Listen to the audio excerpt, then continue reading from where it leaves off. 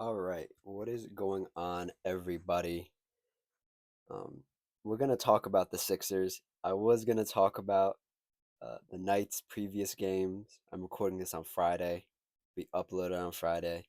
I was gonna talk about Wednesday's games, but so much has happened in the last like 3 days with the Sixers. I think it's so important to talk about it. Um, we'll also hit this weekend's games at the end, but this video is mainly gonna be about the Sixers. Um, if you like what I have to say, like the video. If you have any opinions of your own, throw them down in the comments section and all that good stuff. I want to preface this video, especially this video, because it's going to sound like I'm hating. It's going to sound like I'm stacking on top of what already is going on Twitter, on Instagram, in the Sixers locker room, and whatever, but we got to talk about it. Um, I am a Joel Embiid fan. I really am. When it comes to the Jokic and Joel debate, I have always picked Joel. In the last couple years, the last couple months, like the last 18 months has been hard as a Joel Embiid fan. I'm not the biggest Paul George fan. We'll get into that. Tyrese Maxey has grown on me immensely. I think he's a great guy. I think he's an even better player. Um, but enough of me yapping, just talking. We gotta get into this. Um, Off the top, the Sixers are 2 games below 500. They're 2-12 on the season. Um, Paul George is out again with I believe some bone spurs. Um, and this comes after the Sixers had a quote unquote team meeting where Shams Charania reported that in the meeting, Maxey challenged Embiid to be on time to team activities, calling out the former league MVP about being late for, quote, everything and how it impacts the locker room from other players to the coaching staff. They told Shams, the source did. There's a lot to dissect. We're gonna go in order of when the tweets came out or the events that transpired. But this being um this being Tyrese Maxey's what? Let's see. It was his second year, third year. Oh my God, he's been. Oh my God, I misspoke. Time is flying by. This is one, two, three, four, fifth year in the league, right? And he already has more. What's it called?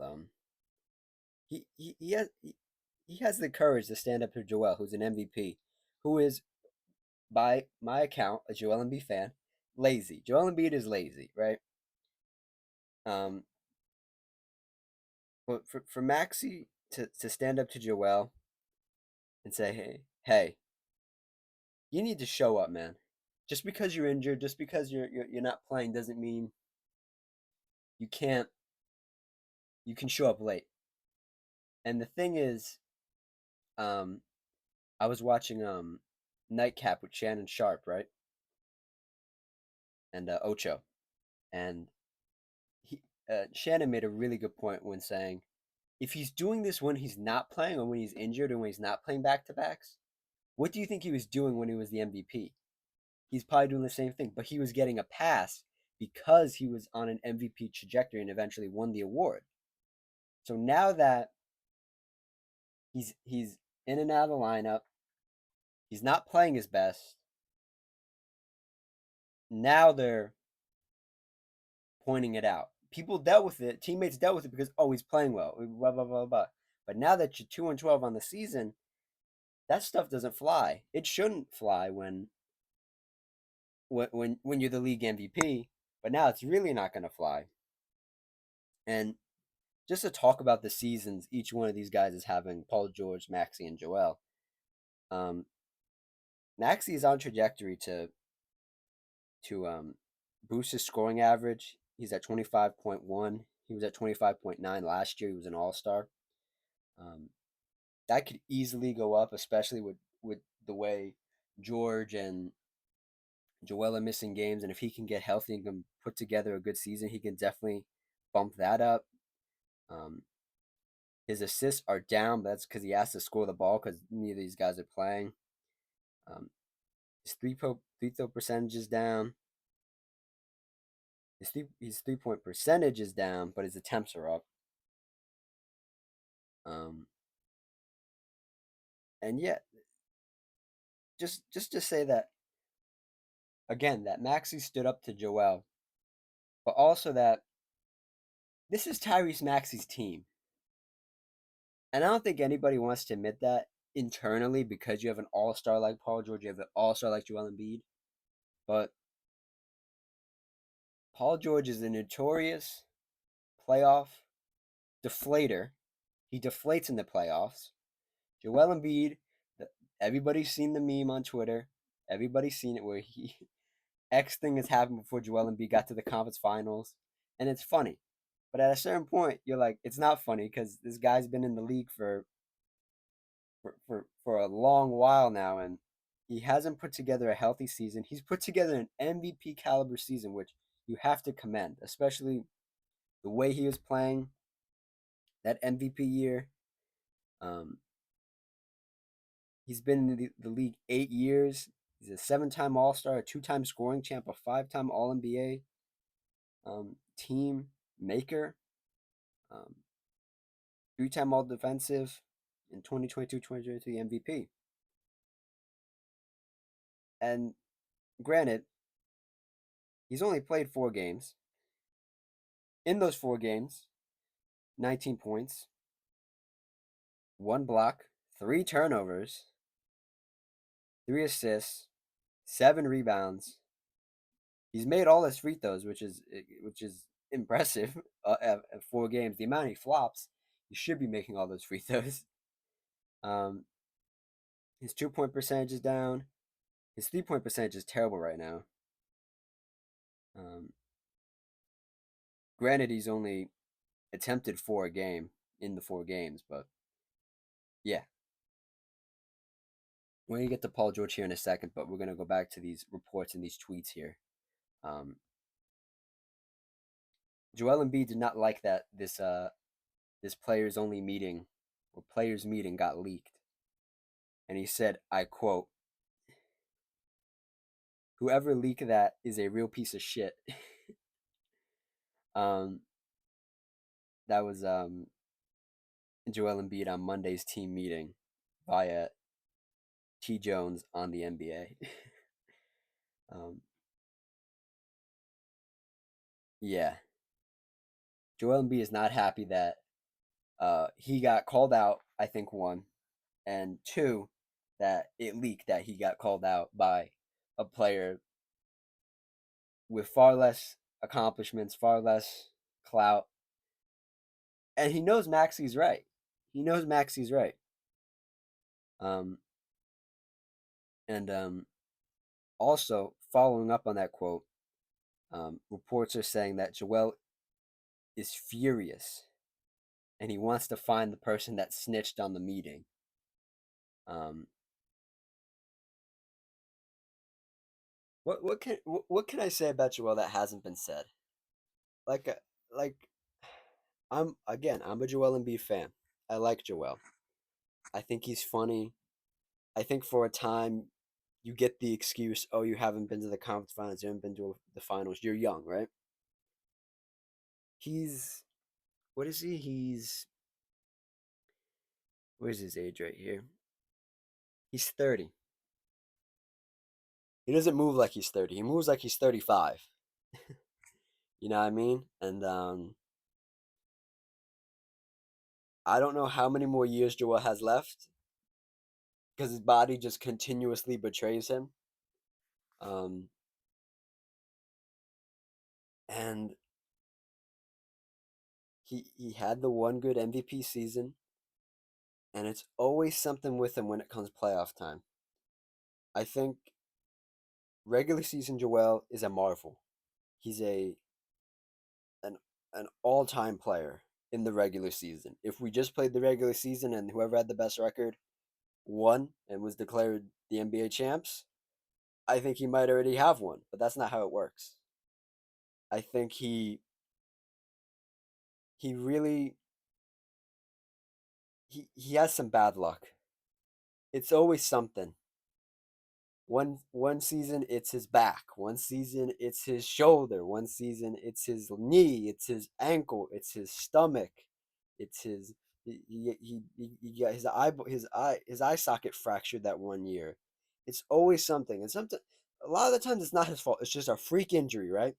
It just happens. The fractured orbital whatever, terrible, right? But those are the breaks of the game. To win a championship, you need good luck and you need even better play. That's what every champion has ever said. Luck and play. All right? You don't just win it because you're the better team. Sometimes you just get you get the good break.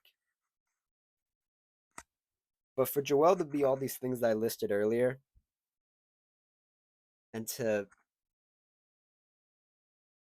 not be Joel Embiid, I feel like embodied Philadelphia for a while. And now I feel like he just doesn't. Like, and Philly fans are tough. They're a tough crowd, right? I've watched a lot of Philly games. I I I've been around the block, you know, when they had Markel Fultz, when they had Jaleel Okafor, when they had Nerlens Noel, when they had Nick Stauskas. I I followed this Philly team for a while, and when Philly attaches you to their city, they'll they'll cheer you on, but they'll also boo you. And I feel like Sixers fans are getting tired of this same old thing with Joel, and it leads perfectly into Paul George because we haven't talked about Paul George yet. Paul George is he robbed the bank this offseason. He convinced Philly that hey, I'm healthy. I'm gonna stay healthy. I'm gonna return to almost MVP caliber level play, and he he hasn't. He hasn't been able to stay healthy, not just this year, but through his whole career. Um, we can just go through his game logs and his basketball reference page. Paul George has never played a full 82 game season. In 2015, 2016, he played 81, so he was one short. I'll give him that season. I'm not going to dock him for that one. 2013, 2014, he played 80. And these are seasons where he was all-star, where he was an all-star too, right? But you look at these seasons, right? Let's look at his seasons with Oklahoma, right? That's 2017 to 2019, right?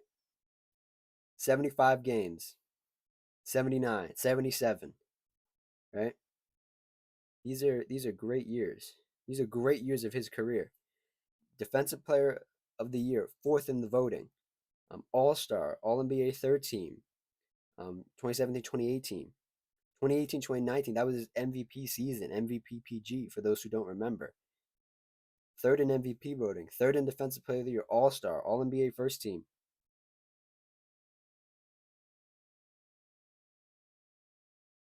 You know, and the thing about this is we are 7 years removed from this, right? And he's made an All Star. He made an All Star game last year, right?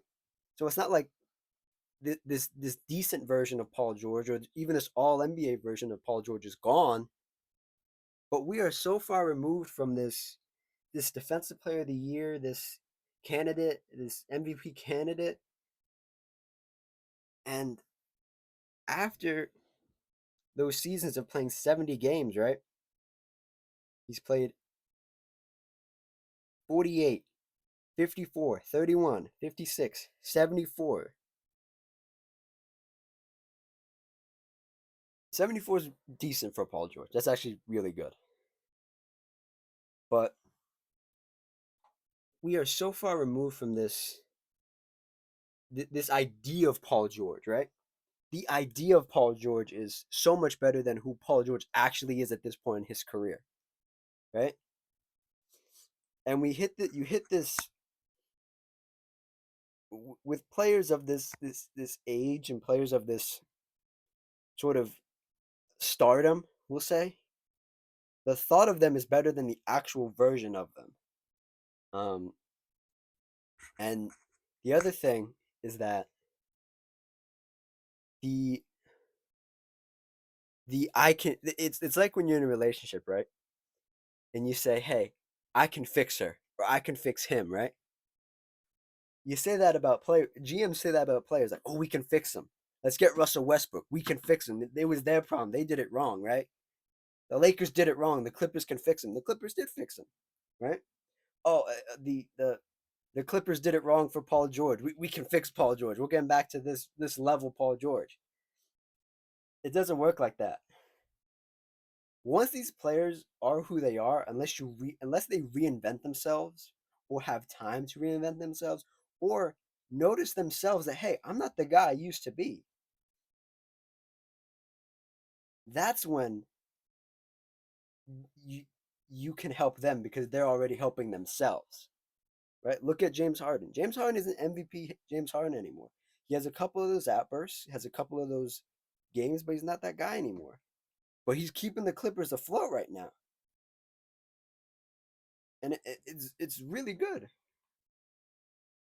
And the big thing that happened yesterday was Paul George, um, part-time basketball player, full-time podcaster, on the podcast P with Paul George, uploaded a video featuring teammate Reggie Jackson, um, clickbaiting the infamous players only meeting. The title of the video, Players Only Meeting leaked. What's next for the Sixers, featuring Reggie Jackson. It's a it's a minute and 19. An hour and 19 minutes. They don't talk about the whole video. I watched the majority of it, just to get the context of it, because you see these clips on Twitter and on Instagram. It doesn't really do it justice. You need the full context of the of the episode. And they talked about it, and Paul George did the same old stuff where he just talks. Paul George is a talker, right? He can never take accountability. All the way back to when Dame hit that shot over him. That's a bad shot. Reggie's response in the video was better. He's like, I'm not on Twitter. I don't care about that stuff. It's bad that it got leaked, but we just got to keep improving and keep moving forward. And yeah, Paul George just doesn't know when to stop. He does not know when to stop. And he hasn't been.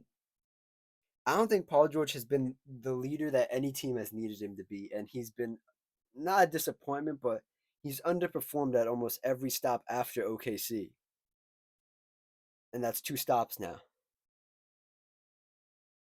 And to just get into the future of the Sixers, in the immediate future and the future after this. Um, Again, I'm recording this Friday, so it is the 22nd. Um, Tonight they have Brooklyn. The 24th they have the Clippers. The 27th they have the Rockets. The 30th they have Detroit. Heading into next month, the 3rd they have Charlotte. They have a back-to-back at home against Orlando. That's the 4th and the 6th, and they have Chicago. They're at Chicago on the 8th. None of these teams are gonna take it easy on them, no matter who's out there. Um, do I think they can turn their season around? Uh just looking like the East is so hard. Like it's so difficult because you have these East Coast games, right? But it's against like Brooklyn, who's surprisingly good. Um, Detroit, they can take a win off anybody. Um, Charlotte, LaMelo and Miller are looking like a great future of Charlotte in the backcourt. Orlando, Franz Wagner hit a game winner last night, or game sealing shot last night. Um, Chicago, eh. Charlotte again, and then you have Cleveland after that. You're not getting any breaks here. I mean, you do go on a West Coast road trip, but it's nothing easy. And just you at this point, you just have to pray that you get the big three back at some point, and they all can put some games together. Because this is the same thing that happened with the Nets: is that one person was injured, two people would play, another person would get injured, that person would come back, and they only ended up playing 16 games together. That Brooklyn Nets team with KD, James, and Kai. And this is looking like that sort of situation, just even worse because you don't have a Kevin Durant level player on this team. Joel Embiid is not Kevin Durant. He cannot carry a team to the playoffs because his body has betrayed him. He has the skill and all the talent to, but he's not playing back to backs. Something's gonna happen again where he's not gonna play. Paul George is out for at least this weekend's games. He'll be reevaluated on Monday. That's what they said. And then I don't know the timetable on Maxey, so it's Joel Embiid and company. And the only bright spot about this team is Jared McCain, which is crazy. So you kind of shake your head, and if I'm the Sixers front office, I think I let this ride out for another season because they gave Paul George what 3 years or 4 years, 200 million. I think you ride this out this year and maybe you try to do it again next year. But if it's the same story next year too, you start thinking about that rebuild. Or if you're a real doomsday scenario Sixers fan, you say screw it, let's just tank for Cooper Flag. You trade Embiid and George. How about that? I don't think that's smart. But hey, you got Maxey, Jared McCain, and if the heavens open up and you get Cooper Flag, that'd be an amazing turnaround for this team. To go from this circus to that would be incredible. But I highly doubt that would happen. Um, I don't think they would ever do that because they just paid Paul George all that money, and it would just be tucking your tail between your legs and saying we screwed up. Paul George isn't the guy we thought he was, and you trade at one point a fan favorite of Philly and Joel. I don't think it's gonna happen, but that's what people are speculating. Tankathon has the Sixers up there as well, so up there towards the number one pick for Cooper Flag. So yeah, that's pretty much it. I just really wanted to talk about the Sixers because so much happened and it's such a dumpster fire. Um, let's talk about these games that are coming up tonight quickly and this weekend. Or are there any this weekend? No, there aren't any big time games this weekend. We'll just talk about this tonight's games. Golden State at New Orleans and Dallas at Denver. Luka Doncic is out. Um, I'm going to take the Warriors against the G League Pelicans. um, they just signed Alfred Payton, so that's cool. Um, and Denver's been pulling it together, so I'll take Denver against Dallas tonight. All right, thank you for watching. Like I said at the beginning, like, comment, subscribe, do all that cool stuff, and I'll see y'all on Monday. We'll have another video on Monday, probably something different, and then we'll hit the week starting with games on Tuesday. All right. Cheers.